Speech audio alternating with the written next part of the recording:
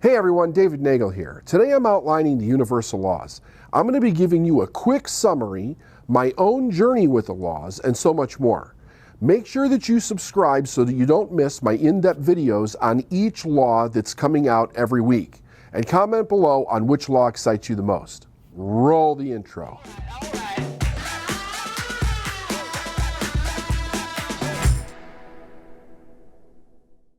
Hi everyone, David Nagel here. Today I want to go over with you the 7 universal laws that are designed to teach us how to think. As human beings, we have to realize something that's very important. We come into this magnificent world with this magnificent brain that we have, but we're not given an owner's manual. And what's unique about that is that learning how to think is kind of left up to the individual processes of where we're born and the communities that we live in and the social constructs that we're kind of introduced to, also based on the idea of what did our parents believe coming before us. Were they raised religious? Were they raised non-religious? Were they raised with a science-based understanding of the world? Or perhaps no understanding at all and just left to give meaning to everything that they come in contact with over a period of time? One of the things that we know that is really fascinating is that much of what we believe about the world that we live in and all the different meanings that we give to things were passed down generationally over periods of thousands of years, where each person literally gave meaning to all the different things that we're introduced to in our life. But what causes us to be able to think about things in a way where the thought alone is actually productive or non-productive in our life? The universal laws allows us to literally step into a concept where we not only can understand the world that we're living in, but if we understand these laws, it can teach us how to think about them in a way that is successful to our nature and allows us to do something that basically we're the only form of life that we're aware of has the ability to do something really interesting, and that is creatively think in a conscious way. All life has the ability to consistently move life forward, which is a fascinating construct within the universe itself, because there's this kind of modus operandi, if you will, within the universe. It's called more life, and that means that life is always seeming to move itself forward in an evolutionary way, whether you're coming from a basis of religion or you're coming from the basis of science. Life consistently is moving us forward. If we understand how to think consciously about life and about the problems that we face as human beings and the times in which we face these problems, we can get ourselves into some pretty difficult situations. But if we understand how to think constructively, if we understand how to think based on the idea of more life within the universe in which we're participating in, we can find that we can solve problems relatively quickly and do it in a way where it benefits the whole and not just one person, and nor will it take away from any one individual. When I was a child, one of the things that was fascinating to me was I was raised in a way where there were 2 main ideas that seemed to conflict with each other. One was that I was raised like a lot of people, where I had a kind of a religious upbringing, if you will. I was raised Catholic. And I was learning the ideas behind that denomination of Christianity. I was also very fascinated by other people who were raised with different religions or different denominations, so I began to study those also. And I found something that seemed to be a huge question for me that nobody could answer, and that was, it seemed like so many people in the world were suffering because of many different problems that we couldn't seem to find answers to.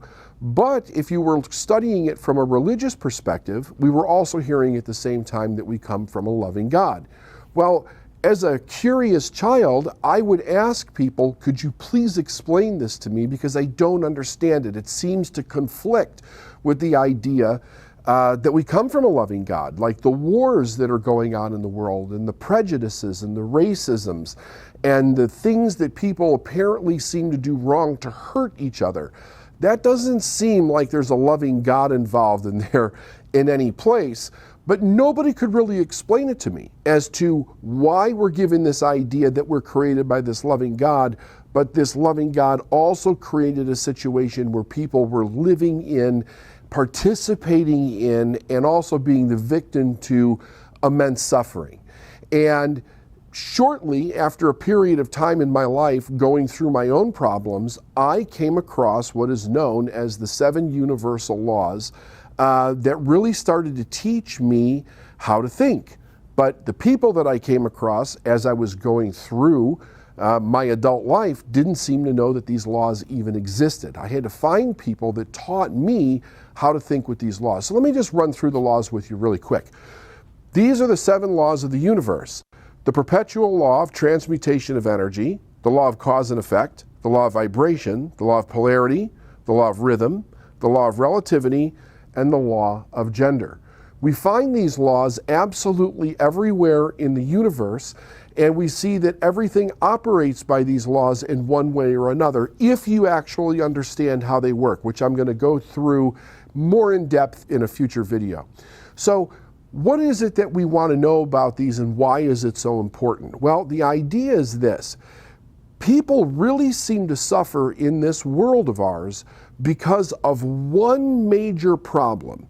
And you might think, well, that's overly simplistic, David. There can't be just one problem. Well, I kind of argue the fact that it really is one problem, and the one problem is simply this.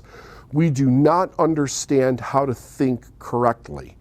If we understood how to think correctly, if we understood how to think with the value and the ethic of more life, in other words, how do I think and solve problems in a way where it adds to my life and simultaneously it adds to other people's lives, so I'm not in a situation where my thought or my determination has to take away from somebody else, but it literally can add to somebody else's life, and at the same time we benefit from it as a whole.